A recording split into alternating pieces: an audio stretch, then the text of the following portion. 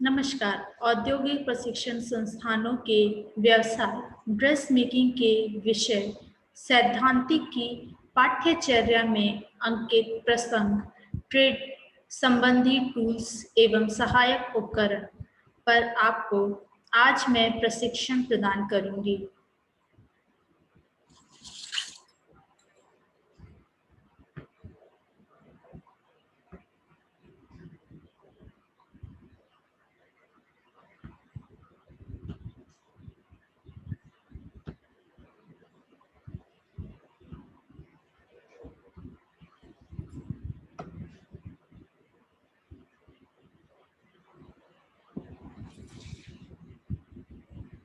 सर्वप्रथम परिचय। वस्त्रों के निर्माण के लिए आवश्यक सामान सिलाई उपकरण स्विंग टूल्स कहलाते हैं। प्राचीन समय में सिलाई के उपकरण बहुत कम थे, परंतु आज विज्ञान का युग है जिसमें हर एक कार्य उपकरण की सहायता से ही किया जाता है। सही समय पर सही उपकरण के इस्तेमाल से सिलाई कार्य में सफलता अर्जित की जा सकती है। सभी उपकरण उचित क्रम में रखे जाने चाहिए। इन उपकरणों की सहायता से की सही जानकारी व सही इस्तेमाल से समय की बचत होती है, साथ ही परिणाम भी अच्छे प्राप्त होते हैं।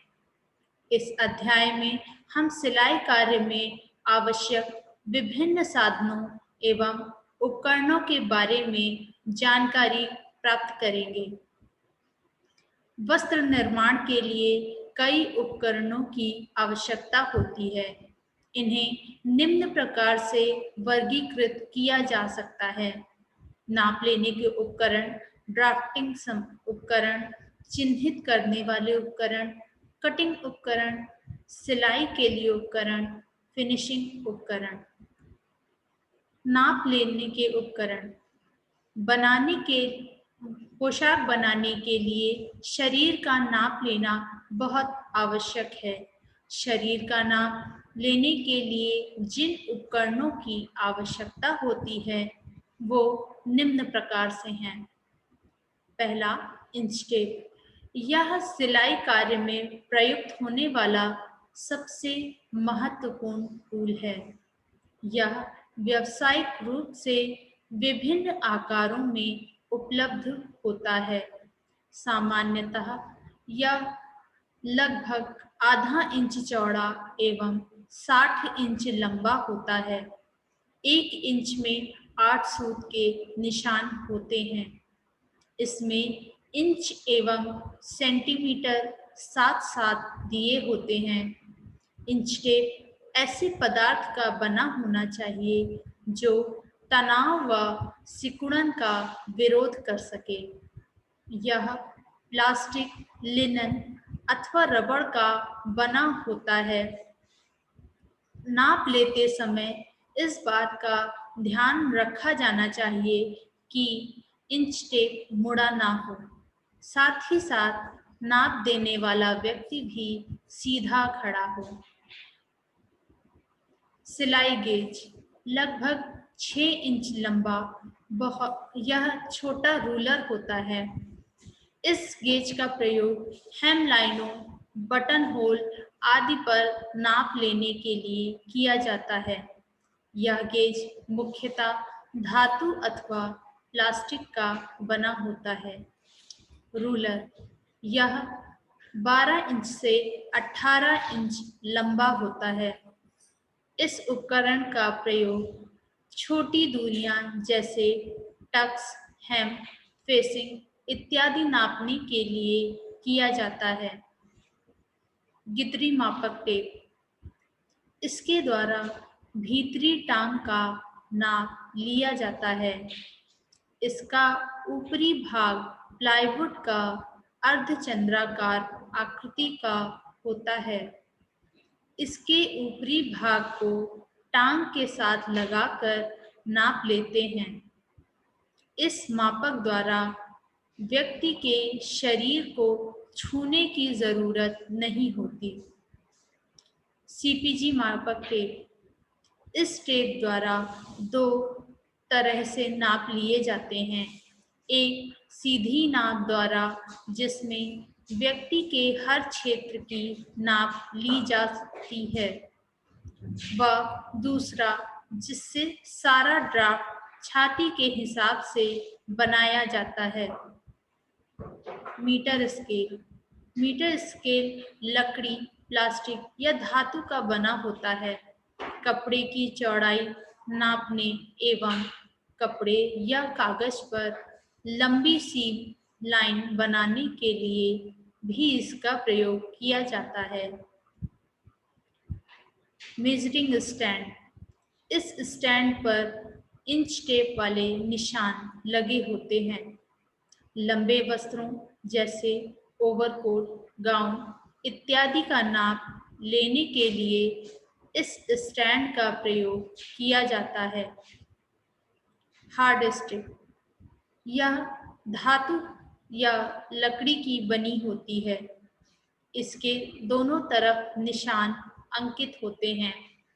इसका प्रयोग कपड़े की सीधी लाइन एवं हेम लाइन की स्थिति नापने के लिए किया जाता है। Drafting tools. कपड़े को काटने से पहले ड्राफ्टिंग तैयार करने के लिए जिन उपकरणों का प्रयोग किया जाता है वे निम्न प्रकार हैं। लकड़ी की टेबल। कपड़ा काटने व ड्राफ्टिंग के लिए इस टेबल की ऊंचाई व आकार सही होनी चाहिए। यह 3 फुट चौड़ी, 5 फुट लंबी एवं 2.5 फुट ऊंची लकड़ी की बनी हुई होनी चाहिए। टेबल की ऊपरी सतह एकदम समान होनी चाहिए, जिससे ड्राफ्टिंग करते समय कोई परेशानी ना हो। भूरी शीट। सीधे ही कपड़े पर ड्राफ्टिंग व कटिंग करने से अच्छा है कि सही शरीर नाप के साथ ड्राफ्टिंग भूरे कागज पर की जाए। इससे कपड़े को खराब होने से बचाया जा सकता है। French curve. ये प्लास्टिक का बना होता है और 12 का सेट होता है। इसका प्रयोग नेक होल की गहराई एवं कपड़े की बाजुओं को शेप देने के लिए किया जाता है। L square. इसे टेलर स्क्वायर भी कहते हैं। इसका प्रयोग पेपर पर ड्राफ्टिंग करते समय किया जाता है। यह लकड़ी अथवा लोहे का बना होता है। इसकी 2 भुजाएं होती हैं जो एक दूसरे से लंबवत जुड़ी हुई होती हैं। लंबी भुजा 24 इंच लंबी होती है। छोटी भुजा 14 इंच लंबी होती है। इसका प्रयोग ब्लैक बोर्ड, ब्राउन पेपर पर ड्राफ्टिंग अभ्यास के अंतर्गत करते हैं। समकोण दर्जी कर्व। ये एल शेप में बने होते हैं, परंतु दूसरी ओर से बंद होते हैं। ये लकड़ी अथवा प्लास्टिक के बने होते हैं। इसका प्रयोग पेपर पर ड्राफ्टिंग के लिए किया जाता है। इसमें कर्व के एक तरफ 1/6 एवं दूसरी तरफ 1/4 के निशान लगे होते हैं। Foot rule. यह आमतौर पर लकड़ी, प्लास्टिक या स्टील का बना होता है। इसमें इंच और सेंटीमीटर दोनों के निशान होते हैं। हर इंच एवं हर सेंटीमीटर में 10-10 पॉइंट होते हैं। Card scale. इस प्रकार के स्केल का प्रयोग विद्यार्थी द्वारा छोटी ड्राफ्टिंग बनाने के लिए किया जाता है। इस स्केल में 1/2 से 1/10 तक निशान अंकित होते हैं। इनमें से दर्जी के काम में क्रमशः 1/2, 1/4, 1/6 तथा 1/5, 1/10 के नाप के प्रयोग होते हैं। लेग शेपर इसका प्रयोग ड्राफ्टिंग करते समय पैंट की गिदरी एवं कोट की बाजू आदि पर आकार बनाने में करते हैं। यह 60 सेंटीमीटर से 75 सेंटीमीटर लंबा होता है। इस पर इंच व सेंटीमीटर के निशान बने होते हैं। इसके एक सिरे की चौड़ाई 3 इंच व दूसरे सिरे की चौड़ाई 2.5 इंच होती है। चिन्हित करने वाले उपकरण पैटर्न के पूरे विवरण को चिन्हित करने के लिए मार्किंग उपकरणों का प्रयोग किया जाता है। कुछ मार्किंग उपकरण निम्न प्रकार से दिए गए हैं। रंगीन पेंसिल अखबार पर डिजाइन या पैटर्न की ड्राफ्टिंग करते समय रंगीन पेंसिलों का प्रयोग किया जाना चाहिए। नीले रंग की पेंसिल का प्रयोग सिलाई लाइन खींचने के लिए व लाल रंग की पेंसिल का प्रयोग कटिंग लाइन खींचने में किया जाना चाहिए। मार्किंग चौक इसे टेलर की चौक या टेलर चौक भी कहा जाता है। इसका प्रयोग कपड़े पर डिजाइन बनाने एवं सीम लाइन बनाने के लिए किया जाता है। यह विभिन्न रंगों के साथ आयताकार व त्रिकोणीय आकार में भी उपलब्ध है। इन पेंसिलों का चुनाव कपड़े के रंग के हिसाब से किया जाता है। ब्रश से हटाने पर इसके निशान आसानी से हट जाते हैं। वैक्स चौक इस चौक का प्रयोग ऊनी कपड़ों के लिए किया जाता है। यह बाजार में सफेद व काले रंग में उपलब्ध है। फिरकी मार्का ट्रेसिंग व्हील या फिरकी मार्का दो तरह से उपलब्ध हैं। एक जिनके सिरे दंतुर होते हैं एवं दूसरे समतल सिरे वाले। दंतुर सिरे वाले मार्का का प्रयोग किसी भी प्रकार के कपड़े पर घेरा बनाने में किया जाता है, जबकि समतल सिरे वाले मार्का का प्रयोग नाजुक या पतले कपड़े पर किया जाता है। इनका प्रयोग अधिक संख्या में ऑर्डर आ जाने पर किया जाता है। ट्रेसिंग पेपर इसे कार्बन पेपर भी कहा जाता है। इसका प्रयोग फिरकी मार्का द्वारा की गई मार्किंग को कपड़े पर ट्रांसफर करने के लिए किया जाता है। कपड़े के रंग के हिसाब से ही ट्रेसिंग पेपर का चुनाव किया जाता है। कार्बन पेपर को हमेशा कपड़े की उल्टी तरफ रखना चाहिए। कटिंग टूल्स कटिंग उपकरण निम्न प्रकार से हैं। बड़ी कैंची मुड़े हुए हैंडल के साथ 10 से 14 इंच लंबी कैंची अच्छी मानी जाती है। मुड़े हुए हैंडल की वजह से कटिंग आसानी से व तेजी से होती है। ये कैंचियाँ उच्च कोटि की स्टील की बनी होती हैं। यह बहुत भारी होती हैं एवं कपड़े की 6-7 तहों को एक साथ काट सकती हैं। इस कैंची का प्रयोग केवल कपड़े काटने के लिए ही किया जाना चाहिए, न कि अन्य चीजों के लिए। छोटी कैंची ये कैंचियाँ लगभग 4 से 6 इंच लंबी होती हैं। इनका प्रयोग हल्के कपड़े काटने के लिए किया जाता है। काज वाली कैंची, बटन होल सीजर। यह कैंची 4 से 8 इंच तक लंबी होती है। यह कटाई में प्रायः काम में नहीं आती। इसके फरों में कट होता है इससे काज काटे जाते हैं। इसमें एक पेंच भी लगा होता है जिसे कसने से काज छोटा कटता है व ढीला करने से काज बड़ा कटता है। कढ़ाई क्ले कैंची, नुकीले ब्लेड के साथ ये 4 इंच तक होती है। इस कैंची का प्रयोग सीम खोलने, धागे काटने इत्यादि के लिए किया जाता है।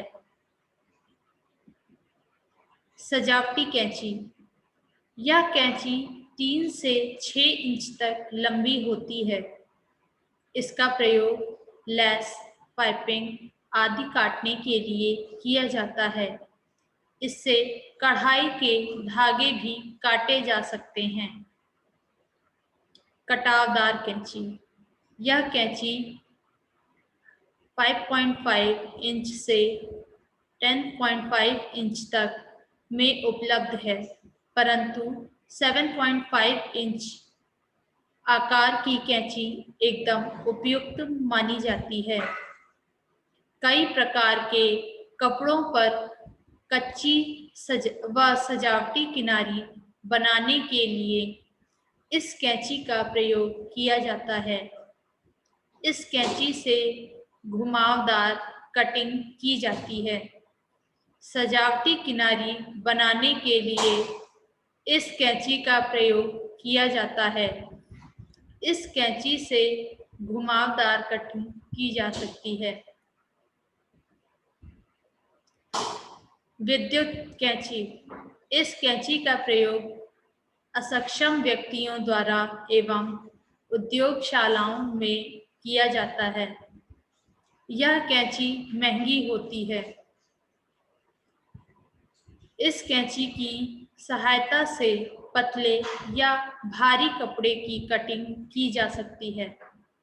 इससे 40 से 60 तहों को एक साथ काटा जा सकता है। यह 2 प्रकार की होती है, राउंड ब्लेड वाली व बार ब्लेड वाली। राउंड ब्लेड कहीं भी काम में लाई जा सकती है, परंतु बार ब्लेड एक स्थान पर स्थिर करके कार्य किया जाता है। सीम रिपर, यह पेन के आकार का उपकरण होता है जिसके एक सिरे पर सिलाई खोलने के लिए एक छोटी ब्लेड लगी होती है। कटिंग करने से पहले कपड़े से धागे को उठाने के लिए ब्लेड का प्रयोग सावधानी से किया जाना चाहिए। थ्रेड क्लिपर, यह छोटा स्प्रिंग कटिंग टूल होता है। इसका प्रयोग धागों की कटाई छटाई के लिए किया जाता है, न कि कपड़ों की कटाई के लिए। रोटरी कटर, वस्त्र उद्योगों में प्रयुक्त होने वाले बड़े रोटरी कटर का यह रूपांतरित रूप है। यह पिज्जा कटर के तरह कार्य करता है। इसका इस्तेमाल करते समय हमेशा कटिंग चटाई का प्रयोग किया जाना चाहिए।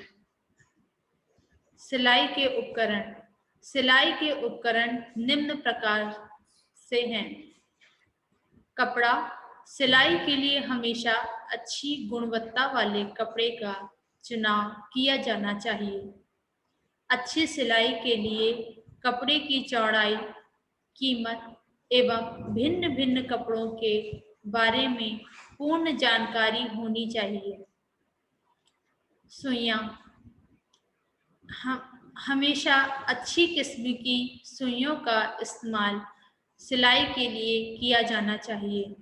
सुई की नोक पैनी परिष्कृत एवं चमकीली होनी चाहिए। सही सुई का चयन कपड़े, धागे एवं सिलाई के प्रकार पर निर्भर करता है। ये निम्न प्रकार की होती हैं। हस्त सुइयां, हैंड निडल। इन सुइयों के नंबर 0 से 12 तक होते हैं। बारीक सुइयां कढ़ाई के लिए एवं मोटी सुइयों का प्रयोग गद्दे आदि सिलने के लिए किया जाता है। क्रूएल सुइयां, क्रूएल निडल। ये सुइयां 1 से 10 नंबर तक की होती हैं। यह मध्यम आकार की पैनी नोक वाली सुइयां होती हैं। इनका प्रयोग कशीदाकारी में किया जाता है। मशीन सुइयां। ये सुइयां भिन्न भिन्न आकार एवं प्रकारों में उपलब्ध होती हैं। ये 9 से 24 नंबर तक होती हैं। नंबर जितना अधिक होगा, सुई उतनी ही अधिक मोटी होगी तथा उसका सुराख भी खुला होगा, जिससे मोटे कपड़े पर मोटे धागे का प्रयोग किया जा सकेगा। धागा। सिलाई के लिए हमेशा विश्वसनीय ब्रांड के धागे का ही इस्तेमाल किया जाना चाहिए। बाजार में कई प्रकार एवं रंगों के धागे उपलब्ध हैं, जैसे सूती, रेशम, टेरिलिन एवं नायलॉन इत्यादि। थिम्बल। यह सिलाई करते समय उंगली में पहना जाने वाला उपकरण है। यह प्लास्टिक या लोहे की बनी होती है। यह 2 तरह की होती है। एक तो ग्लास के जैसे एक तरफ से बंद होती है, जबकि दूसरी दोनों ओर से खुली होती है। इसे दाएं हाथ की मध्य उंगली पर पहना जाता है। इसे पहनने से काम जल्दी व बिना किसी डर के आसानी से किया जा सकता है। Needle threader. यह एक छोटा उपकरण है। इसमें पतली धातु की तार लगी होती है। इसके ऊपर सीखें व सीख के ऊपर हुक बना होता है, जिससे धागा आसानी से सुई में डाला जा सकता है। Pin cushion. सिलाई कार्य करते समय हमेशा पिन कुशन का प्रयोग किया जाना चाहिए, जिससे काम करते समय टेबल या फर्श पर पिनों की बिखर जाने का खतरा नहीं रहता। बॉटकिन। यह उपकरण लंबा व कठोर होता है। इसका प्रयोग कास्टिंग की दूसरी ओर प्लास्टिक, टेप अथवा रिबन खींचने के लिए किया जाता है। फिनिशिंग अथवा प्रेसिंग उपकरण। तैयार पोशाक को और अधिक सुंदर दिखाने के लिए उसे प्रेस करना बहुत आवश्यक है। कुछ प्रेसिंग उपकरण निम्न प्रकार से हैं। प्रेस। यदि वस्त्र में थोड़ा सा भी नुक्स होगा तो वह प्रेस करने से छुप जाता है, फलस्वरूप वस्त्र दिखाई देते हैं। मार्केट से कपड़ा लाने पर उसमें कुछ सिलवटें होती हैं, जिन्हें प्रेस करके दूर किया जा सकता है। कुछ प्रेसों के प्रकार निम्न हैं। लोहे की प्रेस। इस प्रेस का प्रयोग प्रायः धोबी करते हैं। इसे भट्टी पर गर्म कर फिर कपड़े पर प्रेस की जाती है। यह पुराने जमाने में प्रयोग की जाती थी। कोयले की प्रेस। इस प्रेस में कोयला डालकर प्रेस को गर्म करके फिर कपड़े पर इस्त्री की जाती है। इस प्रकार की प्रेस में थोड़ी असावधानी होने पर कपड़े जलने का डर रहता है। बिजली की प्रेस। इस प्रेस में एक बटन होता है, जिसे प्रेस के गर्म हो जाने पर बंद करना पड़ता है, अन्यथा कपड़े के जल जाने का डर रहता है। ऑटोमेटिक विद्युत प्रेस। इस प्रेस में एक डायल व बल्ब लगा होता है। हमें जो भी कपड़ा प्रेस करना हो उसी के अनुसार डायल घुमाना पड़ता है, जिसे हम यदि हमें ऊनी वस्त्र प्रेस करना है तो डायल को ऊन के निशान पर रखा जाना चाहिए। कपड़े के हिसाब से पर्याप्त गर्मी प्राप्त कर प्रेस अपने आप ही बंद व शुरू हो जाती है।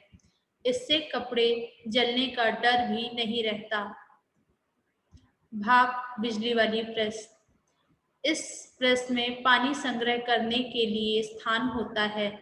जब पानी गर्म होता है एवं उसमें से भाप निकलने लगती है, तब भाप से कपड़ा आसानी से नमी पकड़ लेता है एवं आसानी से कपड़े पर प्रेस की जा सकती है। Pressing table. प्रेस करने वाली टेबल की ऊंचाई उचित व एडजस्ट करने वाली होनी चाहिए, अर्थात इसकी ऊंचाई को आवश्यकता अनुसार घटाया बढ़ाया जा सके। इस टेबल पर मोटी सूती गद्दी लगी होनी चाहिए ताकि प्रेस अच्छे से हो एवं टेबल की टांगें मजबूत होनी चाहिए ताकि प्रेस करने में कोई परेशानी ना आए। यह टेबल ऐसी होनी चाहिए कि काम खत्म हो जाने के बाद इसे आसानी से मोड़कर कहीं भी रखा जा सके। Pressing cloth. प्रेसिंग टेबल पर बिछाने वाला कपड़ा सफेद रंग या हल्के रंग में होना चाहिए। यह कपड़ा टेबल के बराबर या थोड़ा बड़ा होना चाहिए। रोलर। यह लकड़ी अथवा लोहे का बना होता है। इस पर ऊनी कपड़ों की प्रेस की जाती है। यह 36 इंच तक लंबा होता है।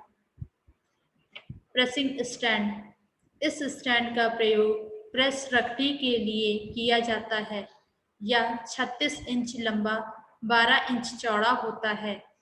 इसमें दाईं ओर 6 इंच की जगह प्रेस रखने के लिए एवं बाईं ओर एक स्थान कपड़े की प्रेस रखने के लिए प्रयोग किया जाता है। Sleeve board.